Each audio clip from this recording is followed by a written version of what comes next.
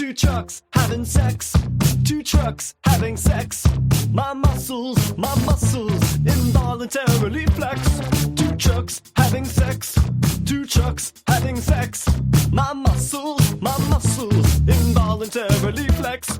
Two pickup trucks making love, American made. Listen up, Autothoughts and Decepticons. You're listening to Prime Cuts, a Transformers television podcast. I am one of your hosts, Audrey. I'm the other host, Nero. And, hey, we discovered something amazing in these episodes. A plot.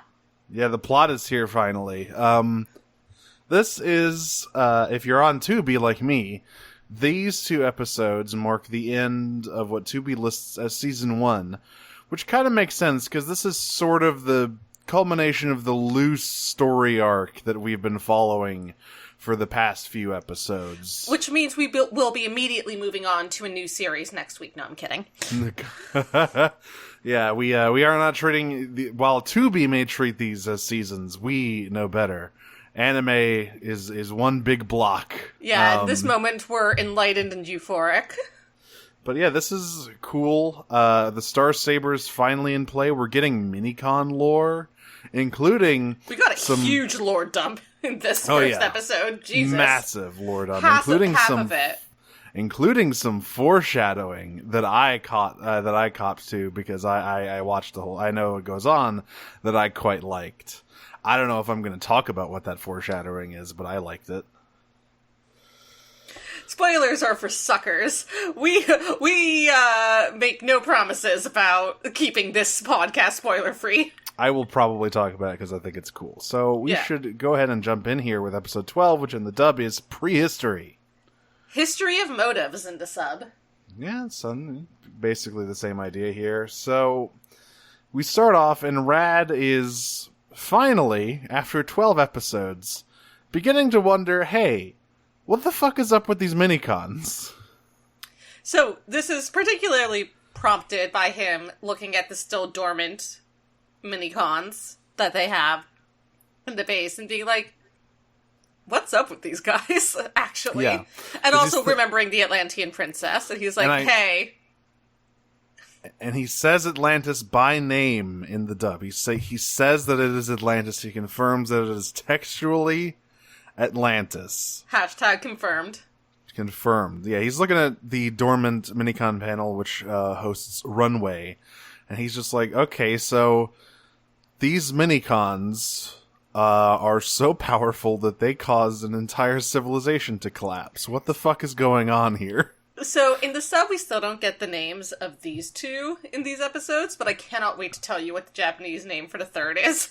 Oh, excellent! Because I know that the one that we get in this one is called Jetstorm. I'm not sure if they're ever named individually. I just know what all of the minicons' names are. Yeah, Jetstorm's name is very funny in the Japanese. We'll get to it though. Excellent. So, meanwhile, someone else is being vexed by the minicons. Yeah, speaking of Jetstorm.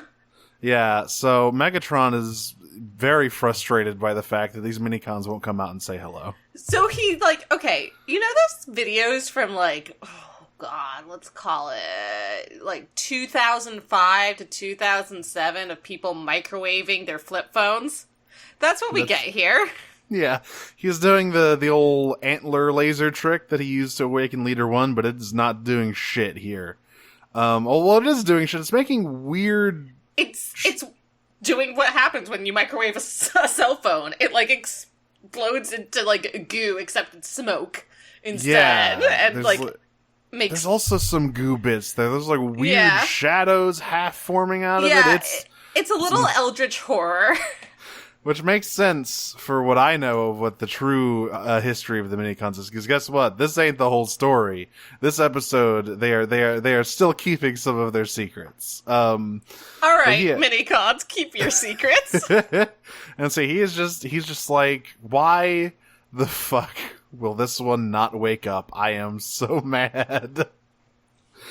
So this is when we cut back to the auto base. I don't know, they're just fucking around the base, and then Rad, walks up to Optimus and says, Hey, Optimus. Hey, Optimus, you got any lore for me? And Optimus is like, fuck, buddy, I sure do. I'm curious, what exactly is up with the minicons, and is it possible to, like, stop this war? Because I've been thinking about that entire city that was completely destroyed because of of 3 minicons, and I'm kind of worried about what might happen to my planet if these two giant robots keep fighting over these super weapons. And Optimus says, well, Optimus is like short answer no, long answer. Yeah, so this is where we get the deep lore about the Cybertronian Civil War in this continuity, because apparently it was not actually started because of the minicons. It was already a pre-existing conflict due to the Decepticons, of course, expansionist ways. This is very common in a lot of continuities. The Decepticons are want to build an empire. Yeah, very imperialist, very eminent domain. Yeah, and specifically, they constructed this gigantic military force to take over Cybertron. And so that was the sort of... Oh, so there is one small difference in the sub, which is like where it's not just Cybertron, but beyond. It is implied that the Autobots really only stepped in when they tried to, like, forcibly take over other planets. And that's when the Autobots were like, okay, this has gone too far. Yeah. I think that's sort of implied with, like, yeah, they were building a gigantic military force for war reasons, and we figured they were going to start expanding, and they wanted to expand, so we had to halt them here.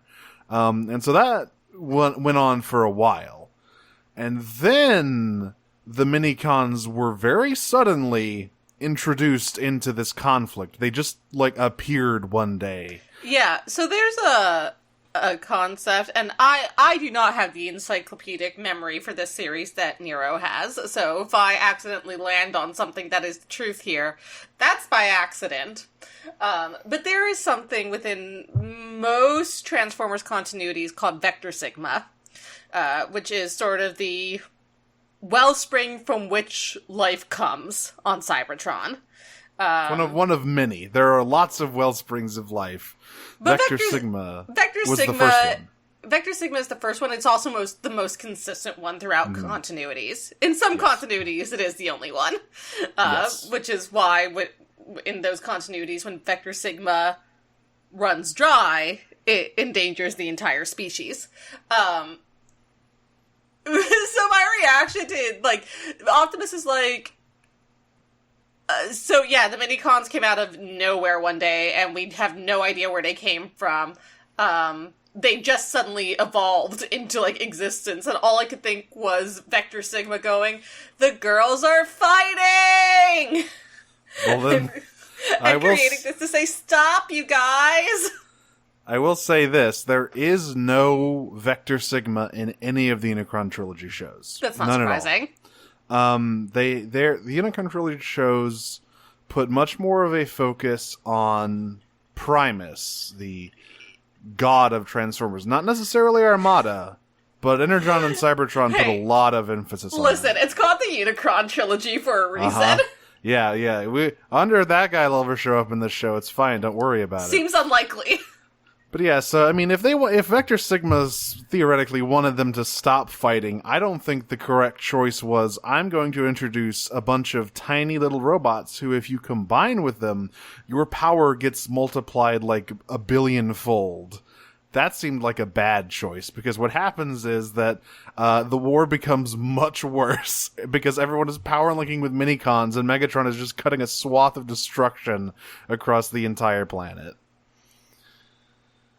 And so, Optimus realizes, Optimus and the minicons. Yeah, in the Japanese version, it is very much the Microns, not Optimus at all. It is the minicons that come up with the Arc 8. It is Optimus that facilitates it. Yeah. But it is the minicons who realize that their presence is going to destroy the world and possibly the universe. And so they volunteer. The Microns collectively throw up the peace sign and then fade away. Yes, they volunteer to be shot into deep space, never to be found again. This is where we get a little bit more context for the firefight or the dogfight at the very beginning of the show that we saw, where the Right. Minicon arc was taking off, and so that action sort of put the Civil War into a state of not.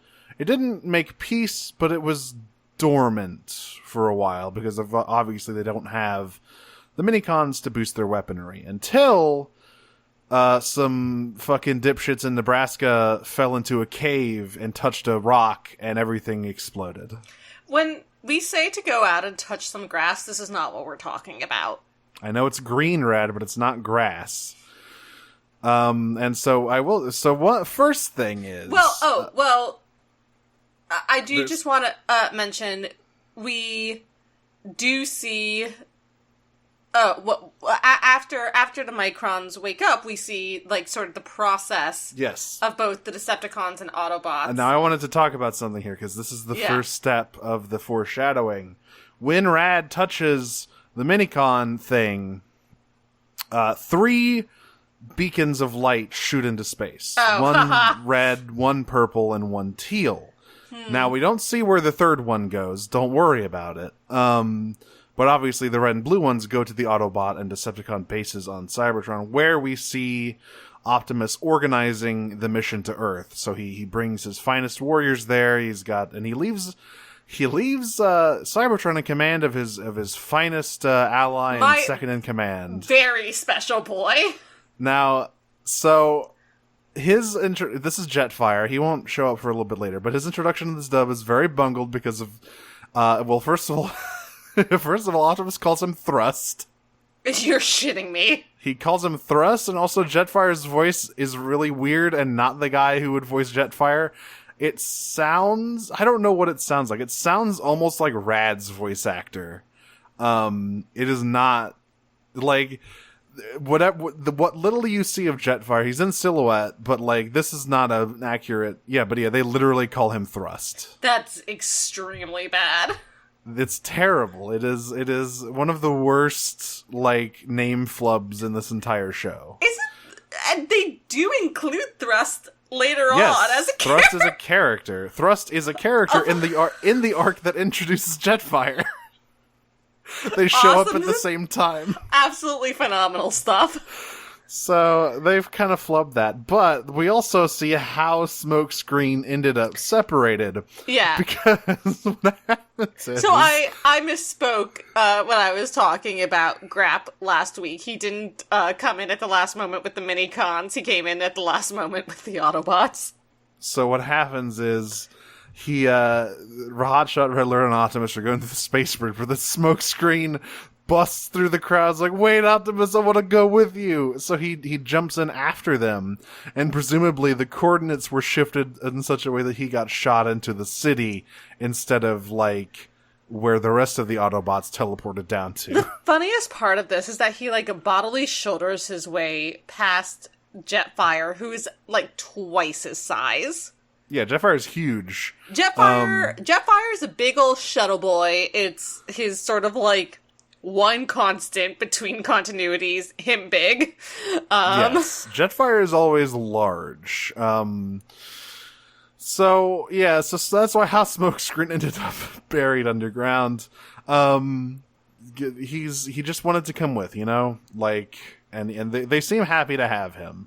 So after this story is done, a new Minicon signal emerges on a volcanic island. Yeah, they're almost, like, interrupted by the signal, and it's, like, Ratchet's like, it's in the middle of the Pacific, and Grap's like, it's in the middle of the ocean again? Oh, no.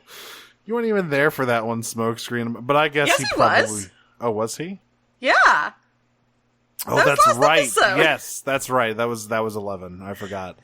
Well, at least you won't have to go under the water this time, Smokescreen. Right. So unless things go really bad. They pop it up on the screen, and Rat's like, oh, don't worry about it. It's Universal Studios Volcano Bay. Okay, so they also think it's a theme park in the fucking sub? Yes. Why? Because there are literally theme park rides on it. I thought it was like a mine. Like, I thought it was some kind of minecart track, but I guess it is just... Alright, so... No, it is literally in the sub. Wait. they are confused when they get there. So it's a volcanic island, and they're like, okay. So, and they all warp out there, and immediately they see, like, tracks and stuff, and at first they're like, is it a mining thing? And then they see a pool, and they're like, no, this is, like, a play thing. And they're like, it's an amusement park? It's an amusement park, for sure. It is an abandoned amusement park, Yes. presumably because they built an amusement resort on a volcanically active island. Yeah, you know, it's Pegasus Fortnite Island. Yeah, I was about to say Kaiba is branching out the Kaiba Court brand to some pleasure Aboriginal resorts. Academia, yeah. But he didn't really learn his lesson. He thinks volcanoes are good. Like when he heard someone say, I mean, objectively they are. Yeah, like he heard someone say, well, you know, the soil is fertilized after a volcanic eruption, and you know it helps with a lot of stuff, and he presumes that is also true for infrastructure. Well, Yeah. if a volcano erupts, if I build it back, it'll be even better. Build it back better. Ah! Okay, let's move on. Yeah, moving on. So, Megatron rolls a 20 on stealth somehow. Now, all right, listen. Yeah. He's a 40-foot tall tank man, Oh, literally covered in guns Oh. with huge beetle horns. I could write an essay about robots who somehow sneak up on people in these two episodes who certainly shouldn't be able to do that. Megatron is neither the first nor the last to do this. But it's like, Optimus, look up. And he must be casting a giant shadow, but somehow the Decepticons managed to ambush them.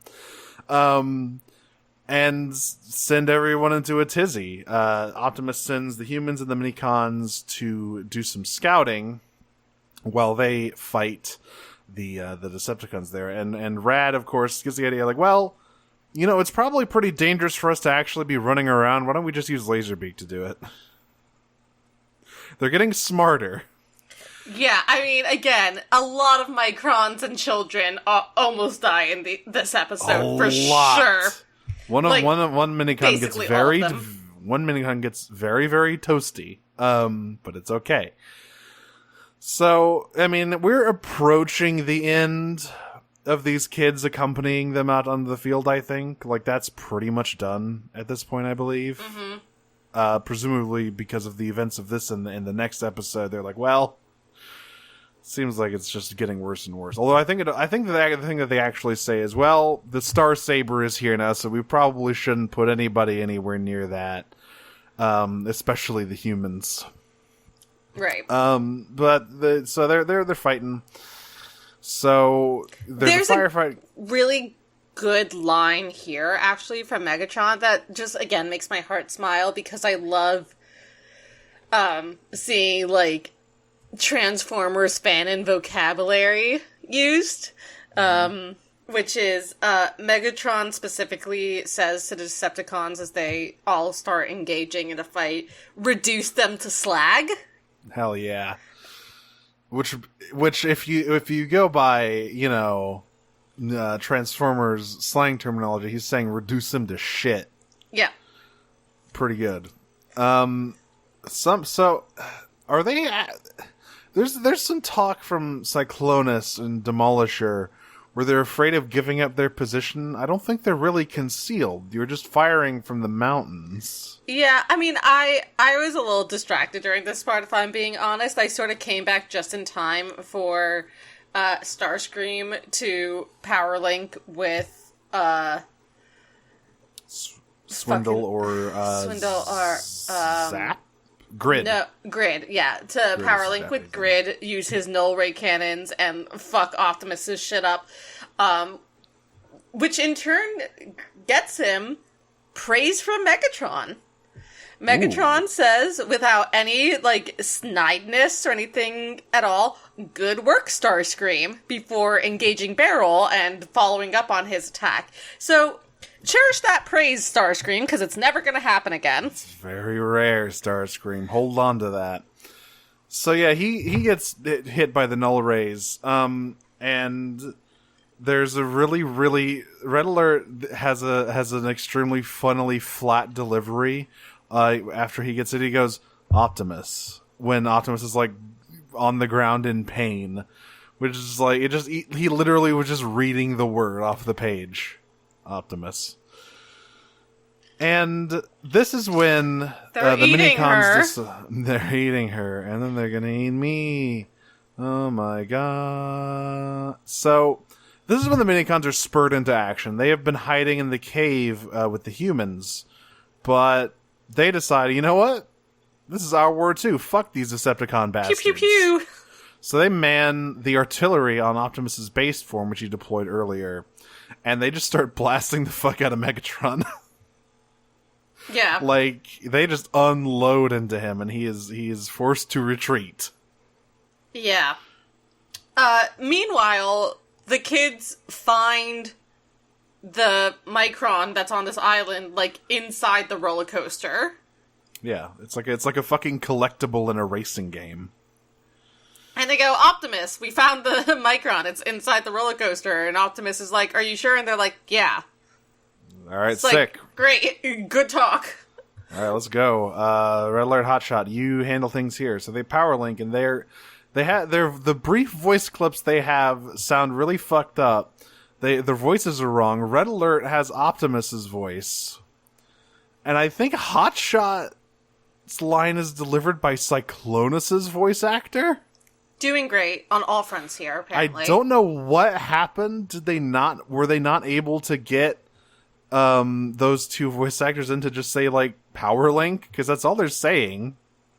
I mean, they certainly have those voice clips later on. They sure do. So, yeah, while this is going on, the volcano has been, like, spewing smoke into the sky this entire time, basically. And when Optimus goes to kind of get the minicon, it starts a rumbling and a tumbling, and lava starts pouring out of it. And of course he drops it into lava, because why wouldn't he? Yes, he also almost gets dropped in the lava himself. We just see him topple into the lava here. Whoop, whoop, whoop, whoop, whoop. So while all this is going on, the Autobots scramble into, like, emergency lava dealing with mode here. Smokescreen digs, like, a huge trench for the lava to go into.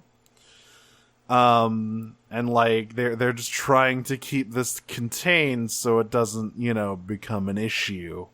But at this point, everyone notices, hey, that minicon panel is floating on the lava, which is not how lava works.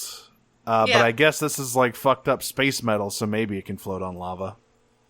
Yeah, it's, I don't know. Lava's really heavy. It is really heavy. It's molten rock.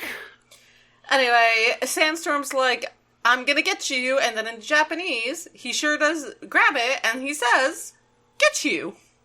Yeah, he did it. Unfortunately, he gets it shot out of his hand by the minicons. They just shoot at him. They just fucking, like, light him up, and make him drop it. At some point, Megatron scrambles for the spicy minicon, but eventually, let's see, who is the one who actually gets it? It doesn't really matter. They eventually grab it. They eventually secure it. I think it is Sandstorm again. It is Sandstorm again. That's right. He grabs it, but then Optimus reappears. And before we talk about this, there is one thing here. So when the minicons are attacking Cyclonus here, the kids all talk about how they, the minicons are determined to, like, fight for their own future and not willing to be downtrodden or used as tools anymore. And they all say in perfect creepy unison, they're fighting to protect the universe. Oh, we only get one person saying it. It's rad in the sub. All three of them say it at the same time, and it's the scariest shit in the world. It's not the universe. It's like they're fighting to protect their comrades, basically. Yeah, they're fighting for their own kind. Yeah. They also say that, but that's the capstone of them all saying stuff like that. It's like, they're fighting to protect the universe. And it's so scary. I didn't like it at all. But thankfully, Optimus is here. He does the, like... Every time it appears, I still don't know what the fuck he's doing. He's launching... Oh, yeah. No, he's not clapping. We see him... No, he's dying for making it clap on Instagram. But he's not clapping. We see him fire this on screen this time, and he's like... It's almost like he's doing hand farts. Yeah. Like, you know, listen, he's dying for making it clap on Instagram. He's doing Autobot hand farts, and gigantic balls of energy are coming out and attacking the Decepticons. This is how Transformers fuck. This is how it happens. Yeah. The energy ball hand farts are somehow involved. I'll have to go back and go to your PowerPoint to learn about how that works. I have all the information there. That's gonna be some bonus content someday, as I'm gonna make that PowerPoint public knowledge. Oh my god. So, the Decepticons retreat. Megatron is fucking pissed. But the Autobots have another minicon. They have averted total lava-based catastrophe. And it turns out that the final minicon they rescued is the last piece of the Starsaber, who in the dub is called Jetstorm. And what is his name in the sub? Actually, this one is Sonar. Oh my fucking god. No, I mean, in the dub, he's Sonar. This is not Jetstorm. In the dub, he's Sonar. And, Well, no, that's the one that Megatron awakens.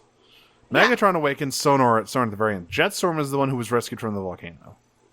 Oh. What is Sonar's Japanese name, though? Sonar is Shuttler. Shuttler? Shuttler! Come on! You can't just... that's just the thing he is. Judith Shuttler. Judith Shuttler. Okay, so yeah, but... they awaken Sonar, I think, but before that... There's your name for the episode. Yeah, Judith Shuttler. So they back at the auto base before Megatron makes a new friend. Rad is talking to the Autobots about the purpose of the minicons, and Red Alert has this weird, like, monologue about how like they're the most special beings in the universe, and they're special because they have capacity to bring like true peace to the cosmos. It's literally like, what if you wanted to take over the universe, but God said, have some little guys. Yeah, like they seem to be their world peace is not really part of the minicon's MO.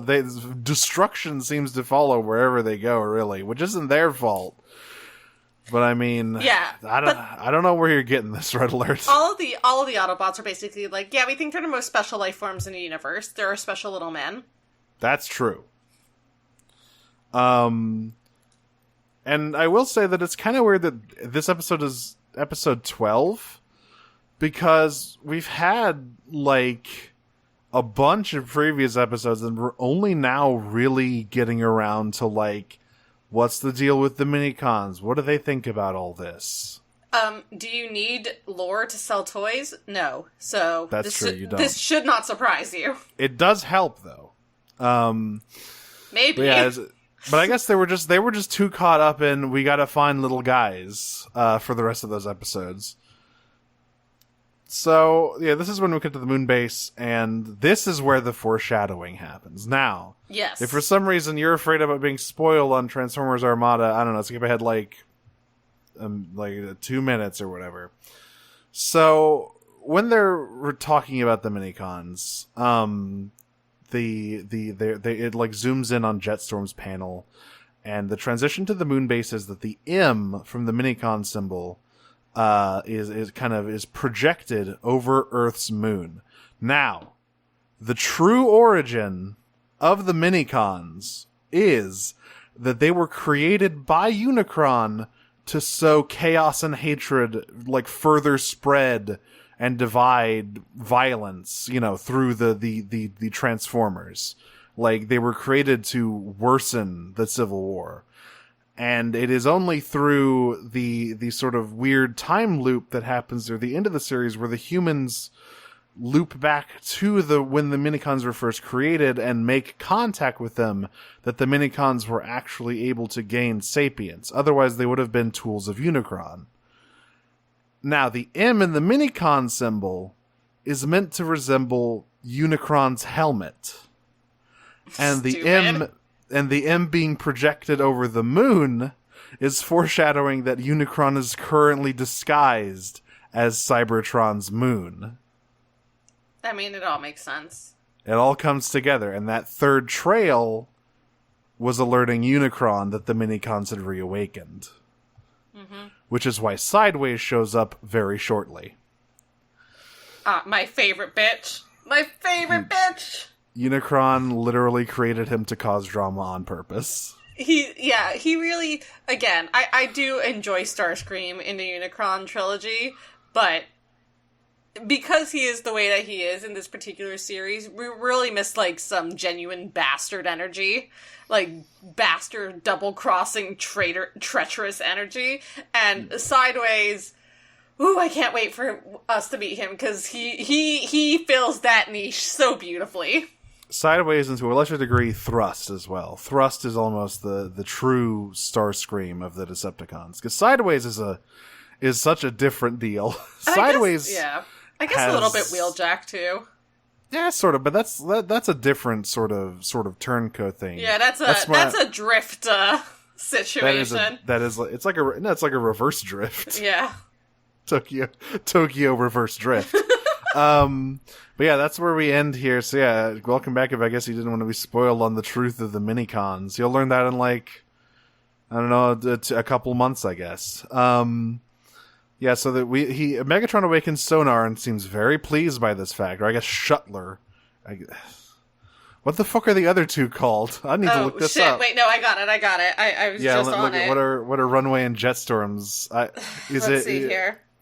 Runway is Jetter. Come on! Mm-hmm. Runway is Jetter.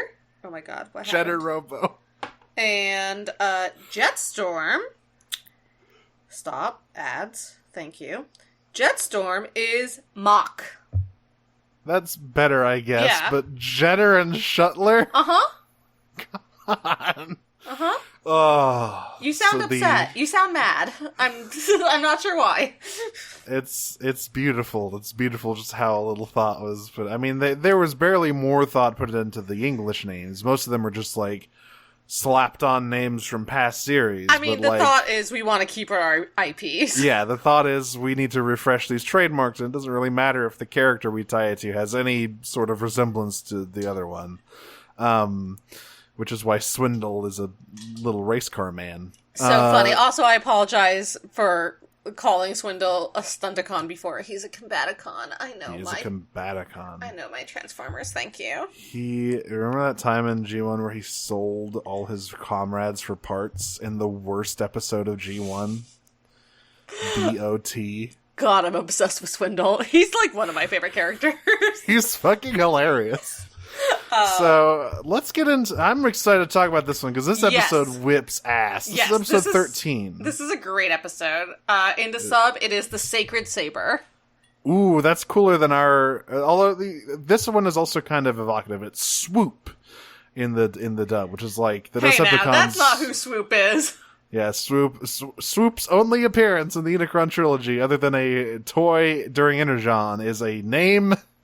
Is this episode's name, but it's like a cool, like the Decepticons are swooping in and taking a decisive action. So in the Japanese version, we have a sort of like recap at the start of every episode, and up until this point, the first 12 episodes, well, outside the first one, the 11 episodes following the first one have basically been like, yeah, the Decepticons and the Autobots fought on Earth, they had Microns, and then they sent them to Earth. So we get a new opening, actually, in this episode, which is fun as we officially pass into the Star Saber arc, which says, So the Microns gave everyone power. There are 3 of them that transform into a Sword of Legend, etc. And, like, goes through how Microns specifically power them up, not just, like, their history in the war, which I thought was interesting. Yeah. So we also get an opening change in the dub. For the past few episodes, ever since episode 4 or 5, I believe, the intro has had Rad narrating over it. The whole thing I want to tell you about the Transformers. He is gone now. Instead, we have the cool voice narrator telling us about the stuff. And it's kind of the same general idea, just without Rad calling the Decepticons a bunch of greedy bullies, which seems like an understatement. But yeah, instead we have a guy who sounds like this, telling us all about the Minicons and the struggle on Earth. So that's an improvement. So we start off here with, and I will say, this episode is one of the ones I watched over and over again on those DVDs my dad burned for me. It was like this one, the first Tidal Wave episode, the first Jetfire episode, like this sort of general era of the show is one that I am quite familiar with. And this is watching this just brought back a bunch of fuzzy memories, specifically the very opening where we see Cyclonus flying over Lincoln, Nebraska, looking for the Autobot base. So, as he's flying over this, he's like, he's like reporting back to Decepticon base, and he's like, man, I don't know what the fuck I'm supposed to be looking for here, Megatron-sama. Like, honestly, what do you want from me? And Megatron's like, well, we gave you Search to help find it. His name is Search. Like, use the fucking Micron. And it's like, and Sandstorm's like, I don't know what this little guy is even supposed to do. He seems pretty useless to me. And back at the base, Ironhide's like, don't you talk shit about my son! I wish we got more of that. He doesn't really talk about Blackout as he is in the dub there. I will say, though, this is the first time we see Cyclonus combined with Crumplezone in their signature way, which is Crumplezone forming like a gunship cockpit on Cyclonus. Instead of the sort of stubby round one he usually has, he now has a more angular helicopter cockpit with a gun pointing out of it. That's pretty cool. The toy could indeed do that, but he also has Blackout with him. So Ironhide starts going into this diatribe. He's so insulted on behalf of Search and be like, don't you talk to me or my son or my son's son or my son's son's son ever again. And he's going on about it, and Megatron's like, enough, Ironhide, calm down. Sandstorm, fucking get your shit together. Like, Shuttler has told me that his comrades are somewhere in the area, so we know the base is there. And Ironhide just sort of turns to Megatron and goes, yeah. Quick question, Megatron-sama. Since when have you been able to understand Microns? And Megatron's just like, read the fucking room and shut up. Yeah, like, that also comes up here, because, it's just, Sonar told us, like, the general area of where the other two are, so you maybe just need to look harder. And Demolisher's like, hey, wait, I didn't know you could understand the Minicons, and Megatron's like, what, you can't? You fucking lame-ass bitch? I can understand them just fine. Elwood's voice, what, like it's hard? Yeah, what, like it's hard? Which is extremely good. So, this episode is basically, it's time for a fucking base defense mission. It's that part in XCOM where the aliens are rocking up to your base. You gotta defend it. Because Cyclonus finds the entrance. He finds the base. And, the Decepticons immediately pin it with GPS and warp right in, which is pretty terrifying. Yeah, it's like, so like they get an alert. Well, first of all, they get in.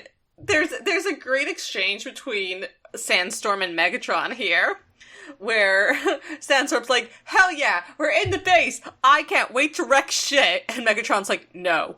We are here for a very specific reason. We are going to get the Microns and go out. And literally verbatim, Sandstorm looks at him and goes, you're no fun. Sandstorm just likes to have, or Cyclonus just loves to have fun. You're no fun at all. That's actually the whole line. Very funny. He just loves to wreck shit. That is his whole thing. So it just so happens that on the day where the Decepticons decide to invade the base and rob them blind, the kids have invited Billy and Fred over for a tour. They're Because finally why getting to wouldn't see they? Auto Base. Because why wouldn't they? They promise, they introduce them. They promise they get to see the base, so they're hanging out with them. And then, as soon as they get in, the klaxons start going off, and so the Rad, Carlos, and Alexis run off to the control room to see what's up, leaving Billy and Fred alone. Now, at the control room, everyone is aware of what's going on. They put it up on screen, and they look at the Decepticons in their base, and they are all being very quiet about it. Yeah, the Decepticons are not blasting or anything. They're just walking. But everyone's reaction to them being there, invading their base, is oh, Decepticons, huh? Okay. Yeah, you would think there would be a little bit more panic or urgency, but nothing. Well, maybe Go, girl, maybe it's give us nothing. Maybe it's because, as Hotshot and Red Alert reveal, they have been spending their time souping up the base's defenses. Because Red Alert's oh, the Decepticons are invading. That sucks. It's a good thing we have auto turrets. It is so funny that he is called Red Alert in the dub, because G1 Red Alert would have had an aneurysm at this point. He would be on the floor fucking comatose right now. He would not be of any help right now. But yeah, no, so Red Alert just flips on the fucking auto guns and starts blasting. And Hotshot gives this great thumbs up. It's oh yeah, that was my idea. I put those in. Pretty cool, huh? So, one other thing about this episode, there's a lot of really good looking shots. Obviously, not every frame looks perfect, but there's a lot of very good shots of especially Hotshot and a Megatron in this episode. Yeah. Oh my god. Yeah. The stuff between the two of them is really interesting in this episode. Actually, Carlos refers to the auto turrets. He says they are slamming. Okay. All right, man. So I love that they are before the auto turrets deploy. We see that the Decepticons are just kind of leisurely walking through the base. But we need to talk about how we see this, because there are witnesses to this. It is, in fact, Billy and Jim, who've been abandoned. Yeah, they're just wandering around hey, where the fuck is everybody? Where are we? Are we lost, Billy? And Billy's shut the fuck up, we're fine. And then Megatron walks in. So there's a running joke throughout this episode in the Japanese, I don't know if it happens in the dub as well, that Billy and Jim cannot get any of the Decepticon names right. That is also in the dub. It's forget that. I believe Billy calls Megatron Mega Frog here. Okay. So I believe I didn't write down what he calls Cyclonus, but it was also pretty funny. I have those as well, but here Billy looks at him and goes, "Oh my god, it's a Mega Shield," and Jim goes, "No, it's Megatrog." Megatrog, or the Burninator. Yeah, which is my new display name in our Discord. Yeah, so the Decepticons have no idea that the humans are there. They're hiding as Megatron's all right, well, sonar says they're this way. We should let's just get in, get the minicons, get out. It's fine. We can just walk in and out whenever we want. And this is when the turrets deploy and start shooting. And everything is going fine until Rad notices something and goes, "Oh, fuck, you gotta turn the guns off." Right. Zoom in. Enhance. Yeah, and it enhances to see Billy and Fred shitting their pants in a corner as laser fire envelops the entire hallway, and Optimus just goes, "Oh, fuck," and turns off the guns. And this is when there's a very good exchange here where everyone is trying to figure out what happened. We're all trying to find the person responsible for this. So Cyclonus says, so Demolish's oh, they turned off. Cyclonus says, that they run out of ammo? And then it's Starscream very, derisively says, "Lasers don't run out of ammo." There's a couple things that happen here, in short order. So, Optimus and the others are all right, you three stay here, referring to the children. Yeah. We're gonna go take care of this. We're gonna deal with this. Yeah. Optimus takes the other two Star Saber mini-cons with him. Yeah, he's like Shuttler is leading them directly to these other panels. So as long as it's Red Alert actually that identifies, because he's been watching, because Sonar has spent this entire episode perched on Megatron's shoulder like a parrot. And Red Alert has been looking at him, and after they stop the laser fire, he tells Optimus, "Hey, that minicon is like sensing the other two and leading them to us." So in any case, Optimus is still like, "All right, well, they're following these two panels, so I'm gonna take these with me, which means y'all are gonna be safe in here because they're not gonna care about anything in here. They're just gonna come straight for me. So we're gonna go. Don't do anything." And stay here. Just stay right here. And they leave, and there's like a beat, and then immediately Alexa's like, "Hey, check this shit out. I'm a fucking hacker savant." Yep, she continues to like get better at hacking. They gotta go save Billy and Fred, because they are definitely gonna get killed without their help. Yeah, so she and Rad immediately go over to the main computer, and Rad just sort of like looks at her work. Alexa's the one doing all of the actual work here. And Carlos, Rad is there for moral support. Exactly. And Carlos is like, "What are you two doing?" And Rad's like, "We can still help from here." Yeah, like we can do our part from here. Hotshot has decided that he is going to just charge right out and challenge Megatron one-on-one. Oh, so we get a great line from Megatron here. He addresses Hot Rod as Shonen. Oh, little boy. Yeah, so he goes, it gets the translator is translated it as young lad, which I love. Very proper.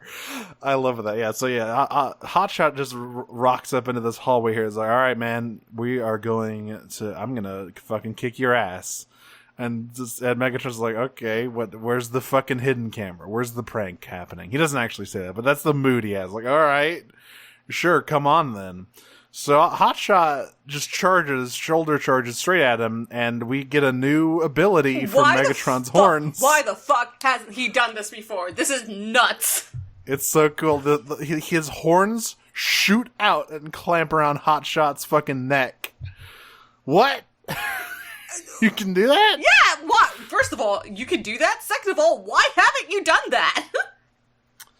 I guess maybe he's always learning new things about his horns. Yeah, so he just snatches Hotshot. I was like, "You really thought you were gonna..." So another thing about the Hotshot in the dub has a weird running thing where he keeps trying to do like cool computer-related one-liners, but they always fail because he shouts at Megatron, "Try and download this," as he attacks him. Again, you wouldn't download a car. You wouldn't download a tackle, and Megatron says, "No, I wouldn't," and he just like fucking catches him. It just like flings it. He like whips his hair back and forth and like flings Hot Rod to the side. Yeah, he just like tosses him aside like fucking cheap trash. Luckily, the rest of the Autobots roll up and square off with the Decepticons, but they're like, "Well, this is super tight quarters.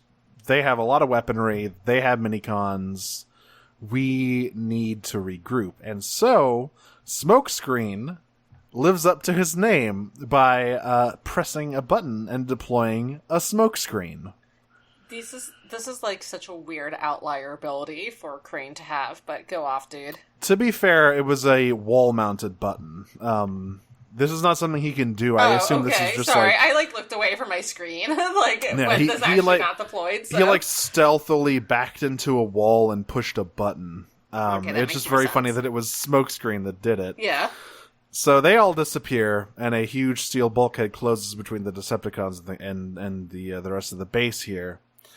And this is where we enter what I call the Home Alone phase of the episode. Well, first of all, yeah. So we get like a really good one-liner from Starscream here, because Ironhide is the one who's sort of like, who's like in the midst of the smoke screen going, Megatron-sama, they're escaping, and Megatron's like, okay, so go after them. Like, Yeah. like, Also, he starts firing randomly into the smoke. It's like, Megatron's like, fucking stop! You're hitting us! So, he, like, chases after them. He's able to, like, identify where they've gone, I guess, by sound, and, like, chases after them a little bit, but he is just too late to get to them as the Autobots drop a barrier door between them.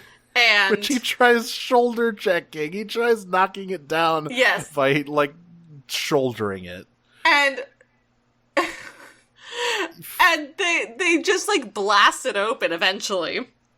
Yeah, Megatron, like, he is, alright, so just a reminder, it is a vertical steel ball, not even steel, like, whatever fucked up space metal the Minicon arc is made out of. Yeah, space titanium. It is not a, like, door you can knock down with your shoulder. The physics don't even check it. So Megatron just walks up and is like, can you get out of the fucking way? And just blasts it open with the fusion cannon. And as they go through, Starscream looks at Ironhide, and this is like the most devastating thing. I would unalive if anyone said this to me. Just like crumble into dust. Yeah, he looks at Ironhide and goes, try using your head on something other than the door. Are you too stupid to use your own weapons? He has a pretty similarly, it's not quite as brutal, but it's definitely like, yeah, he walks up and is like, wow, incredible that are you too stupid to think of actually shooting the door? Or are those weapons of yours just for show? But the line, try using your head on something other than the door. Brutal. Like, whoa! Absolutely brutal. So, Cyclonus wanders off in one direction, they come to another, like, door, and Starscream is like, alright, Demolisher, you try knocking on the door. Starscream, you go that way, I'll go this way. And then in his monologue, he's thinking, yeah, fucking idiots, I'm gonna get those minicons before they do. We get Starscream's no good, very bad day. Yeah, so here's what happens. So they deploy the smoke screen. We go through, like, 3 horror movies in once. We do. So so each of the Decepticons, other than Megatron, get a horrible fate fucking thrust onto them. So first of all, we've got Demolisher, who does try shooting down this door, but he isn't strong enough. Perhaps Starscream is right. That's what all his missiles and guns are, just for show. And he gets snuck up on by Smokescreen and strung up on the ceiling. Yeah, he gets shibari'd. I'm sorry to say, but he does get shibari'd. He gets shibari'd by Smokescreen and is like tied up on the ceiling. Smokescreen stealthy somehow. But I would buy it because, you know, all those times in the tunnels, like, he seems like he might actually be able to, like, do some sneaky Black Ops shit. Next up, we have Starscream, who sees Red Alert, follows him down this hallway. See, this is cheating. Is fucked up. This is cheating because we already had the carnival episode. Well, Red Alert didn't go. He missed out. Also, Red Alert is really fucked up for this one. This is like a fucked up death trap. Like, all of the rest of them, like, the Cyclonus just unfortunately went into the wrong room. Demolisher just faced the wrong guy. This is, like, premeditated. Okay, so what happens is that Red Alert is, like, facing Starscream across this big, like, maintenance shaft or whatever, and he's got one of the minicon panels, and he's looking smug. And he goes, hey, Starscream, have you seen Us 2019? Yeah, would you like to play a game, Starscream? Oh, I mean, that's how it ends. It's literally the ending to Saw 7. I talk about that. Don't worry about that. So, Starscream leaps across the chasm and crashes into a mirror and there wasn't a chasm in front of them, actually, because what happens is he runs at Red Alert, crashes through a mirror, sees Red Alert on the other side of a chasm. He doesn't, like, crash through the mirror. He, like, gets close to it and then sees his own reflection, and he's like, wait a minute, what the fuck? Yeah, then he crashes through it. Then he sees, oh god, there's a huge hole. So he starts falling, but it's like, alright, it's fine, I can just fly out of here. Wrong. Because what happens next is that the fucking maintenance shaft How did they even have this? What is this? Why what do they purpose even did have this this? serve? because as he's trying to fly out, there are walls and bulkheads closing along this corridor, and like we actually get to see how good a flyer Starscream is. He makes a fair amount. Yeah, he's pretty good. He's pretty talented, but unfortunately, Ratchet's a sociopath. Ratchet's a real fucking sicko because you can't fly without wings, as the bulkheads destroy his wings, causing him to crash and become trapped. And then, to add insult to injury, Red Alert says, and all that for a fake anyway, and tosses the fake minicon panel on the ground. What the fuck? He doesn't say anything in this sub. He just closes the door on Starscream, and it's like, game over, end of Saw 7. Like, closes the door, welcome to hell, you're gonna die here. I know we talk about that line from Hotshot where he's like, I take no prisoners and Hotshot is here to do the fucking, like, war crimes. I feel like Red Alert has done some fucked up shit in the past. Yeah, party ambulance, huh? We don't know anything about what he and Optimus got up to during the early stages of the war. Some real wild shit happened back there. So, yeah, Starscream gets sawed. Meanwhile, Cyclonus has perhaps the most ignoble of fates. Okay, so somehow... Which befits the most ignoble of the Decepticons. Truly. So somehow he sneaks up on the kids. Because, alright, so the Alexis, Rad, and Carlos get to Billy and Fred through the vents, right? And they find them, and those two are very grateful that they saved their lives again, but Cyclonus sneaks up on them and is like, you know what? Somehow Sandstorm is able to do this. Sandstorm, the very large, not particularly graceful or finessed Decepticon, is able to do this. Constantly cackling, and, constantly yelling. Yeah, and that guy. Keeping up with the running joke, as he does this, Billy goes, "It's Sandstream!" And Jim goes, "No, it's Sandstop!" I'm pretty sure it's Cyclopus. And then Rat, I believe it's like Carl's like, it's Cyclonus, you fucking idiots, now run. There are very good bits where Rad and Carlos get really annoyed by them forgetting these guys' names. So they're running from Cyclonus, and he's like, well, why don't I just do my plan again? Why don't I just grab the kids again? It didn't work the first time, but maybe it'll work now. No Autobots around for this one. So they lead Cyclonus down these hallways into the warp gate room. So Cyclonus is stalking through this room, my favorite room in the final level of Legend of the Hidden Temple. So they're like hiding. Everyone is hiding, and Cyclonus is like, well, come out. Maybe if you're lucky, I'll keep you as a pet. And fucked up. And that's if you're lucky. If not, you're gonna get like tossed onto the moon's surface. But then he looks over his shoulder and sees Rad at You're gonna get total recalled. But then he looks over his shoulder and sees Rad at a computer console. He's like, "Oh, you fucked up now, kid."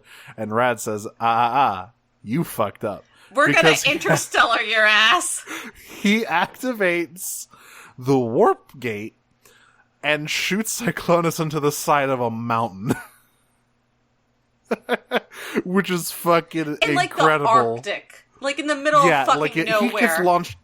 He gets launched into the fucking Himalayas. Yeah. Like, he is nowhere. So yeah, and he looks down at his hands like, what the fuck is going on? Why did I got these cool, like, glowing lines all over me? He goes, "I don't feel so good, Mr. Stark." I don't feel so good, Mr. White.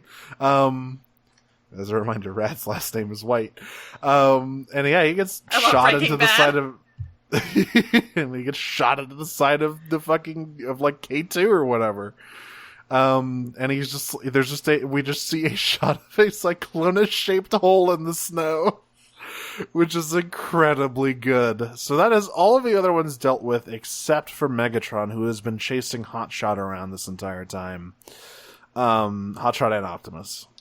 And he finally corners Hot Rod, and he's like, "Shonen, I finally cornered you." And Hot Rod goes, "No, you have been bamboozled. Are you experiencing are you vexed? Are you experiencing botherations?"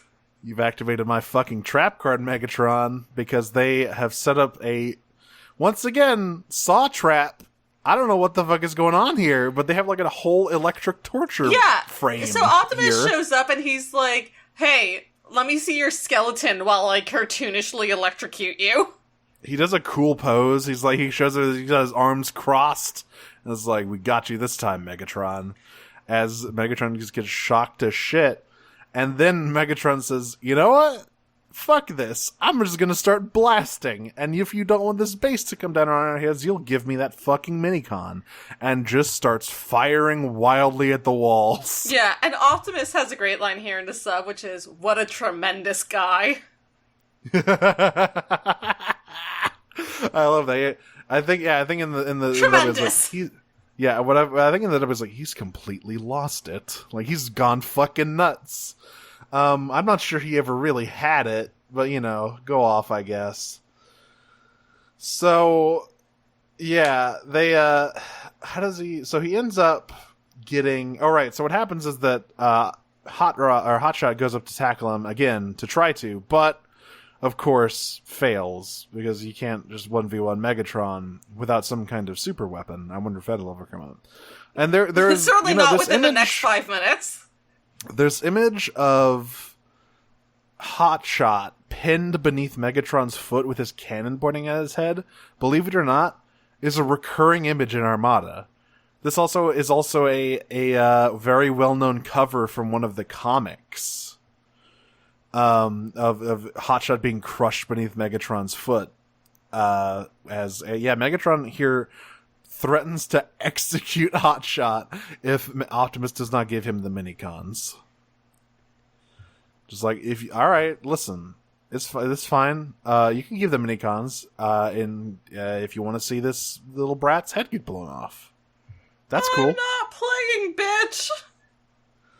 So, Optimus gives up the minicons, or actually, they awaken themselves. Sonar, Jetstone, and Runway combine into the Star Saber, which, of course, as I described, at first looks like 3 planes stacked on top of each other, but luckily they, make it glow real bright and make the hilt look less like a space shuttle, so it looks cooler. And Megatron holds it up triumphantly and's like, I finally have this Star Saber. This war is mine. And Optimus yeets it out of his hand. Yep. And then Hotshot catches it and immediately starts doing spin tricks with it. Where did he learn to do this? It's from all that wrench spinning he's been doing. Oh shit, that's right. We have that's right. I forgot about the wrench spinning. Yeah, this was seeded. He's been watching those cowboy movies. They included that. They built it in. We have nothing to complain about. That's true. But he does a bunch of sick moves and poses with the Star Saber and is like, all right, Megatron, let's go. Let's go now. And Megatron tries to pull the old Darth Vader on him. He's like, listen, you and me, you join me, you give that Star Saber to me, I'll give you a taste of what true power is. You want to be the world's greatest warrior? I can do that for you. Which, of course, doesn't work. I don't know why you tried that. And instead, Hotshot fucking slashes him. He cuts off one of his ears. He destroys one of his treads. Yeah, he cuts off his horn specifically. Yeah, he cuts off the horn, and we see it flies in the air and beds itself in the ground, and it's like glowing. Don't worry about that. A little bit of model glue will fix that right up for you, Megatron. Yeah, but it's more the symbolic gesture. Hotshot is spat in his face. Oh yeah, for sure. And he is fucking pissed. And he was like, all right, time to fucking go. Decepticons retreat. And we see all of the other Decepticons warping away. We see Demolishers still hanging from the ceiling. We see Starscream trapped in a hell tunnel. And we see Starscream is almost out of it. It's so sad. He's managed to climb his way out. And he's like, all right, I guess we're getting warped now. Cool. Yeah, he's climbing up wingless. And then Cyclonus is sitting up in the tunnel going, where am I? What happened? As it gets warped away.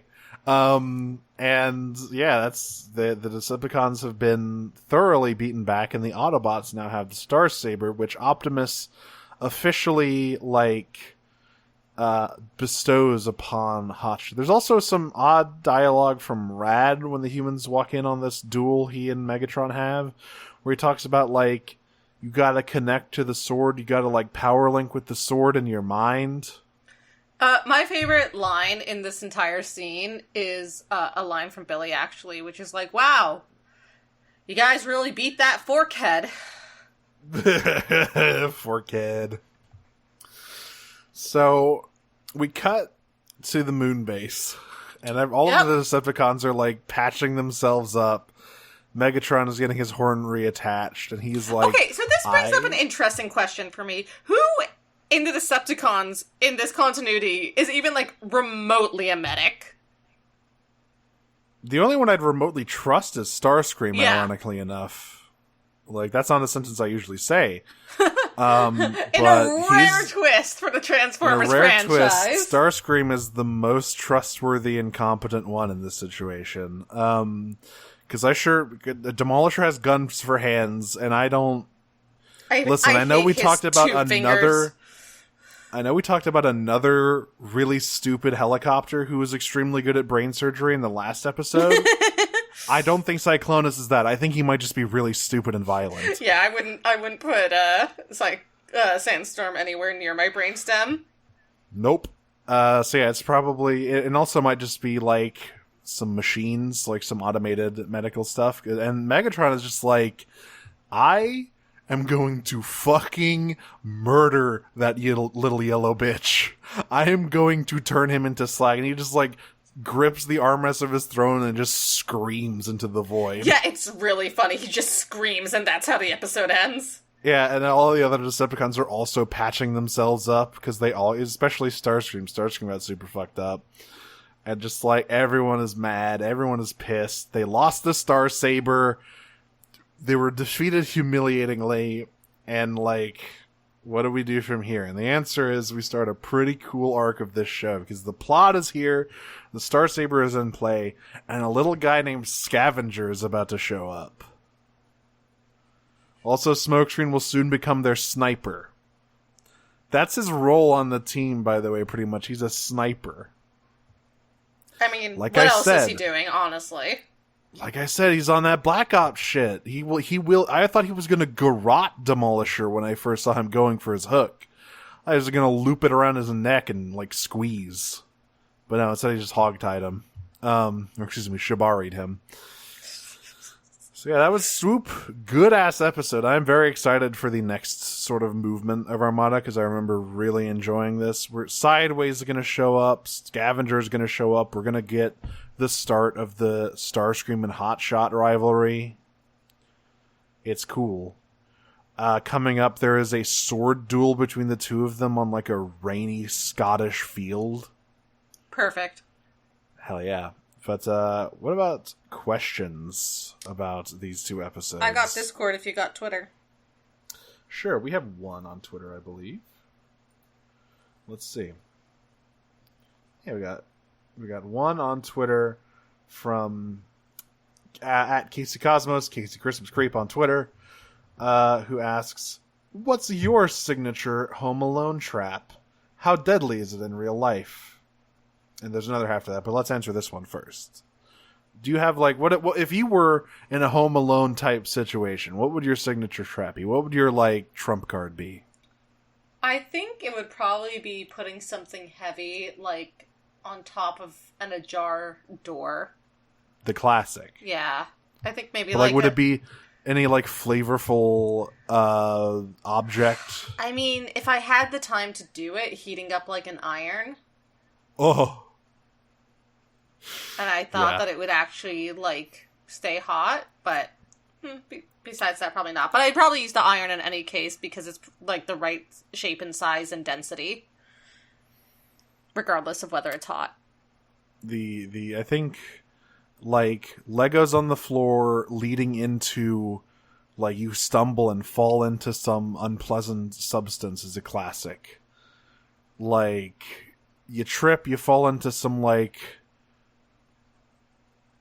fucking superheated like glue or whatever and just fall down those stairs. That would be my signature. I fling my cat whose claws I haven't cut in several weeks at you. There you go. That would hurt. And he runs away because he's a coward. The other half of her question is, what's your favorite stupid deep lore trivia you know from some non-Transformers properties? Oh, I mean, it's not stupid, but I have a wealth of Bakura lore. I think, oh, here, fine, that's fine. I can use a stupid piece. I will do both a stupid and non-stupid piece of Bakura lore. So the non-stupid piece is that, and if anyone listened to the Season 0 episodes of Pot of Greed that I was on, I talk about it there. But Rio is shown writing a letter back when he first starts speaking to the Spirit of the Ring, and the letters he writes are to his dead sister, Amine, who died in a car crash with his mother. Oh, I didn't know about that lore. Yeah, so Amine and his mother died in a car crash, and in the manga you actually see him writing the first lines. You get to see what the first lines of the letter actually are, and it says, "Dear Amine, your big brother started a new school today," etc., etc. The stupid piece of lore I have is that his favorite food are cream puffs. What a sweet little boy he is. He's my perfect little man who doesn't show up in the series at all. And he got possessed by the devil. Yeah. As it always happens. As it always happens. I was trying to think of all the franchises I have, like, deep... I mean, I know way too goddamn much about One Piece. Like, I can name plenty of, like, stupid fucking side characters, devil fruits, and what they do. Like, I think just in general, the wealth of knowledge I have about that world is kind of dumb and always expanding. So name one ridiculous fact you know about it. All right, so there is a man in Eni's lobby, a Marine Vice Admiral, who has the power to split into orbs, and that is the berry fruit, and that man's name is Vice Admiral Berrygood. That is his name. So if you ever want to go vorbing in the One Piece universe... If you want to go vorbing, go talk to Vice Admiral Berrygood. Excuse me, I said very good. No, it's Berrygood. There's also like a man who's a big bird guy who has the albatross fruit, but he always stays in hybrid form because he likes being a big bird. His name is Big News Morgans. He runs the newspaper of that world, and he's great. He shot a government agent once. There's only one newspaper. There is only one newspaper. Yep. He has a fucking media monopoly, and he basically he canonically loves to shift the narrative of world events in his favor. Let's see. What's going on that Discord over there? Just fantasy. Thank God it's nothing like that could happen here. It's just in the wacky world of One Piece. So we have several questions from Cass Arachnia. Starting with, what's y'all's favorite sword in fiction? My God, this is a hard question. You know there what? Are so many swords. I'm going to say it. I like a good Excalibur. For me, Excalibur, it's the blueprint. You know, there aren't really magic swords without Arthurian legend and Excalibur specifically.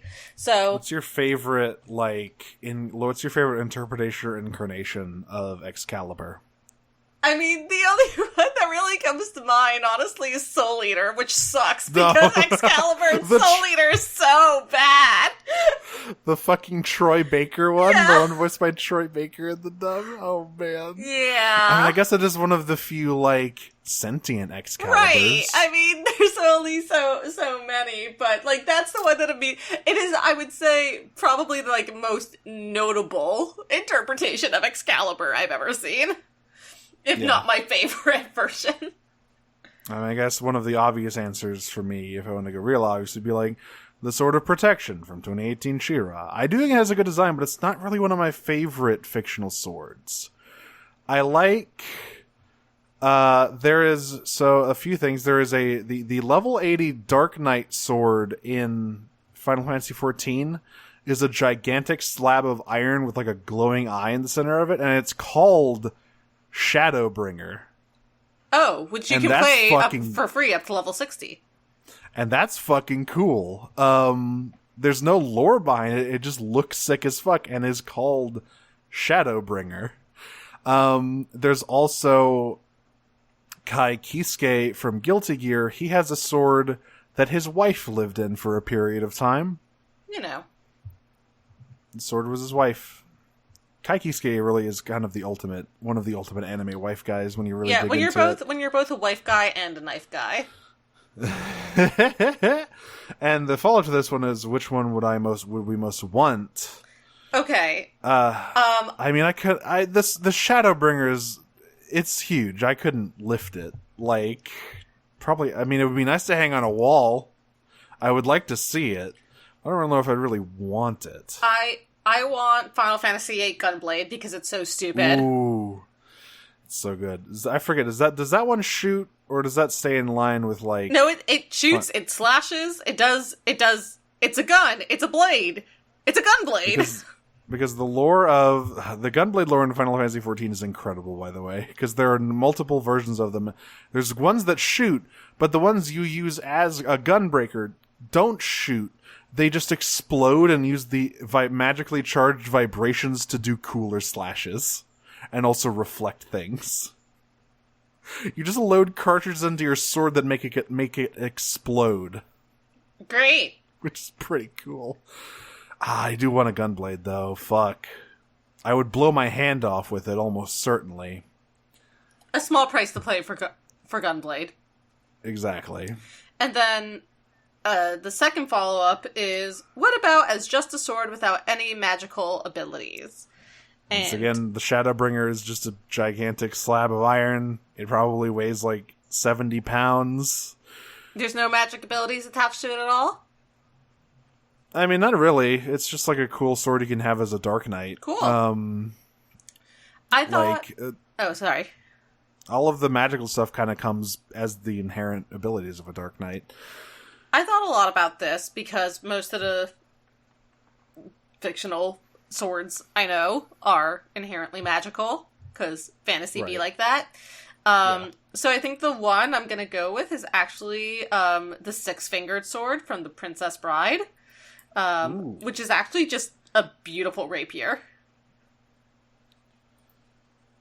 I didn't even think about a lightsaber, because I guess that's technically not a sword. But of course, count it would own to have a lightsaber. It would own, yeah. If you want to say a lightsaber, that's fine. And it's not magical. It's almost too easy, though, because, like, yeah, obviously, lightsaber. Also, here, I'm going to post to you the cover of Transformers Armada, the comics, which features Hotshot in a very similar position to this episode. Like I said, it's a recurring image. It keeps coming up. Ah, yes. Everyone got super fucked up in this issue, as you can see. Yeah. Except Megatron, who's having a great time. So, Cass's last question is, what trap do you imagine is the most painful in Home Alone? It has been, 2 decades since I watched Home Alone. Fuck me. But I do remember there's one that lights his head on fire. That one is very bad. I mean, it's also been a while since I listened to that Sawbones episode where they just go over how injured they would be after the traps and just the horrible things that would happen. I do believe Sydney said that trap would melt his head. So that one's probably pretty painful, but it might also kill you very quickly. I mean, the nail in the foot is very bad. So I do remember, I think it was in the second movie that he does the same trap again with the putting your hair on fire. But in the first movie, he has to run out into the snow to put it out. Yes. In the second movie, it's the same thing, but there's a toilet right there, and he goes to dunk it in the toilet, but the toilet is full of kerosene, so it explodes. What the fuck? Yeah. So it's like wacky effects in Home Alone, but like that is just murder. That is just like aggravated murder. That's an act of terrorism. His head would be gone. Yeah. Yeah, that one probably. The exploding gasoline toilet would definitely be the one that would hurt the most. All right. Kevin McAllister needs to be fucking behind bars. That old guy's a menace. From Starscream, Hornmeister, Nice. which character, preferably Transformer, will be revealed to be the heir to King Arthur? Literally, I think this happens to Optimus in the 5th movie. I think it happens to Starscream in a Decepticon at King Arthur's court. Hell yes. And- I forgot about that episode. Which is, first of all, an incredible episode of television. And It's so good. And There's a witch. second of all, we won't talk about who set this all up, but in the IDW comics, he is the literal chosen one of prophecy. I love the end of that because it is utterly insane God. how the end of IDW and who planned it out, and I love it. The mastermind, you will never believe who the mastermind of the IDW1 universe is. You will also never believe how he became the mastermind. Yeah. Oh my god, his entire character arc is just fucking... It's insane. There are so many times about this character. Please read the IDW1 comics. This character in particular, I don't think I've ever had more jaw-dropped moments where I found myself literally speechless after learning something new about a character than I do with this one character, this one continuity. What I will say is that this all happens basically on accident. Yeah. Like, this isn't a plan he had, it just happened, and he decided to roll with what happened. I mean, it was kind of a plan he had. It was sort of a plan, but he didn't really expect it to go the way it did. Yeah. Like, well, adaptability is important in the corporate world, and this particular fellow showed a lot of it. That's politics. By inventing imperialism. Right. And also the devil. Right. From Stephen Carshmello. If you could swap any two Transformers with the Wet Bandits, who would you pick, and how does the new version of each story play out? I mean, Cyclonus and Demolisher are basically already if we're the Wet talking about Armada, the obvious choice is Sandstorm and Ironhide. If we're talking about any continuity, I feel like Rumble and Frenzy would be good choices. I was also thinking Rumble and Frenzy. Because one, the scale is more appropriate there. They're little guys. They're basically human-sized. Two, they're both loudmouth idiots. Three, it would be very funny to watch Rumble fall down the stairs, I think. Yeah. I would also love to see, like, the rest of Soundwave's kids watching from the sidelines and mocking them relentlessly. Oh yeah, just Ravage and Rat-Bat just like basically being Statler and Waldorf the whole time. And Buzzsaw and Laserbeak not being able to say anything that's discernible by human ears, but like making squawks, and Ravage being like, "You're so right." You're so right. I love the variality of whether the animal cassettes of Soundwaves can talk or not is one of the funniest bits of like intercontinuity differences, because sometimes they're literally just animals, and then other times they're very like verbose and intelligent, and sometimes they like wobble back and forth between those two. Also from Steven is, what weapon would you want to combine three funky little dudes to make? A camera. Reflector. the oft ignored member of the original Decepticon lineup.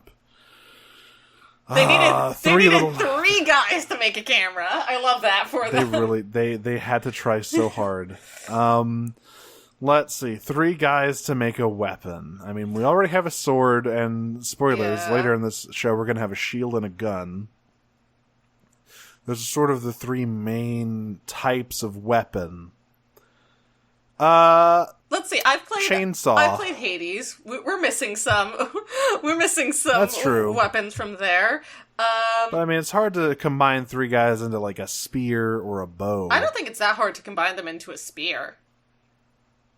That's true. It could be like a very ornate spear. Yeah, I don't think it's any harder to do that than it is to make a sword.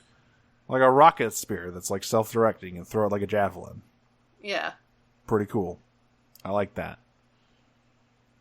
Yeah. So, I like this one. So this is an easy one for me. The last question from Steven Carshmallow. What character from anywhere in the Transformers franchise would you most want to personally shove into a volcano? And the answer 3, is 2, 1, get away! Get away. Fuck, get away. Get away. I love how he's the universal hatred. By the way, speaking of universally hated people from IDW1, Tarn made his appearance in Cyberverse today. That's so funny. It's so funny that it's Tarn. Oh, Tarn. The ultimate, like, nerd-ass bitch. He's a nasty little bitch. Yeah, no, let's get away, though. Because, like, at least Tarn has aesthetics going for him. And Tarn at least, listen, I don't agree with Tarn's... Tarn is, like, threatening. And also, like, I don't agree with Tarn's perspective, but, like, Tarn has a moral backbone. His character. It is not a good moral backbone. No, he's fucked. He's completely like morally warped, but that's cool. It's a genocidal moral backbone, but there are things that like Tarn believes in, and like his entire character is based around following a code. Getaway has no code. Yeah, Getaway just sucks shit. Getaway's the worst person in the world ever. Getaway is Rodimus with no limits. True. Getaway is Rodimus at maximum selfishness. Yeah, he's in it for me. He is absolutely the most self-serving character I think I've probably seen in any piece of media. It's remarkable how, like, wretched and vile he is by the end. Yeah, he really does not care at all who he destroys on his way to, like, self-serving emotionally, physically, spiritually. Yeah. So anyway, fuck Getaway. Anyway, you could destroy a person. He's done it. Yeah, I would kick him. I would kick him into a volcano without question. Without hesitation. Yeah. And our final question is from Casey Truckosaurus. What sort of minicon does Kevin McAllister get? Nuclear missile silo. He gets a, like, Rube Goldberg machine of some sort. Oh my god, a Rube Goldberg machine minicon. That's what I want my minicon weapon to be, a Rube Goldberg machine. Yeah, that's what I want. I need three minicons. When it completes... When it completes, it blows up a planet, but it takes, like, an hour and a half. Exactly. And if one thing is out of place, it fails completely. And we just get that scene from Austin Powers of the the guy about to be run over by a steamroller. Yes, exactly. It's like an extremely shitty version of the Death Star. Right. I also imagine it takes a really long time to set up, so it's really more like 3 hours. Yeah. Well, folks, that's us. It's us. We did it. We finished it. We're at the end of Armada. We finished season 1. There's no more show. Yeah, well, there is. We're just, again, like I said, we're moving on to a new... No, we found the Starsaber. There's nothing else. What else is there? Oh, of Armada, yeah. Unicron? There's more Prime Cuts, right, exactly. But, yeah, we will be back with more Armada next week. You can find us on Twitter at Prime Cuts Pod. You can find us on noisepace.xyz, the Noisepace Network, which we are so excited to be a part of. Again, as always, thanks to Matt for hosting us. You can find a bunch of other really cool shows on Noisepace, including things like Slappers Only and Wild Cool Robot, which is, if you're listening to this podcast, probably up your alley. And which is about Gundam, and Kamurocho Radio, which is about the Yakuza franchise of video games. You can... We'll say about Wild Robot, they're currently covering Gundam Wing, perhaps the most toyetic Gundam franchise ever created. Yeah, I didn't like it, but I'm glad they're Never doing mind. it. I forgot about the one that's literally about Gunpla. Oh, right, yeah. Second most toyetic. You can also, we hope you will join our Discord. You can find the permanent link to that in the episode description of this episode, and also on our Twitter bio under our URL. It's becoming a very, very fun place, and we'd love to have more people. And you can find me personally on Tumblr and Twitter at Optimum Prime, my funny robot internet joke. You can also find on Noisepace, my other podcast that I do with several friends at the show. There's 6 of us there, called Pod Agreed, which is a Yu-Gi-Oh! Podcast. We are starting season 3 of GX this week, so that should be something. Exciting. Should be something. Things are happening. Things are happening. Should be something, and an Australian man will show up soon. Yep, and I hear Judith gets another boyfriend, so... He sure does. Yeah, that's me. And I am over at Dragon Smoocher, of course, still in the middle of Rovember. Happy Rovember to all my Rogadin out there. Real ones know. You can also find my other projects, one that is finished, over at Podcast of Power, the She-Ra podcast I do with my friend Jane. Our follow-up project can be found at Heidelin Radio on Twitter, hopefully starting up soon with our prelude episodes. Endwalker got delayed by a couple of weeks, so we have a little bit more time to get our shit together, thankfully. That's our complete textual analysis of Final Fantasy XIV. All of it. The Expanse stares back at me, and I tremble at its scale. Anyway, I'm also on at Disney-Pod, talking about the cursed realm of the House of Mouse episode going up the day this episode goes up. Meet the Robinsons, from that period where Disney was like, can we do anything without Pixar? And the answer is no. No, you couldn't. Well, they did Frozen. They did make Frozen, but that's sort of after they subsumed Pixar, like some kind of horrible blob monster. So they kind of just became one and the same. But, you know, there was that period where they made Meet the Robinsons, Bolt, and Chicken Little. And technically Marsley's Moms also falls into that period. So, you know, they were doing really well for themselves, obviously. Yeah, that's over there at Disney-Pod. And that is, I suppose that's it for us. So I will try to survive Red Alert's newest round of sick death games and roll out for my life. I will book a flight to Florida to visit Volcano Bay, transform and roll out. Peach. Peach.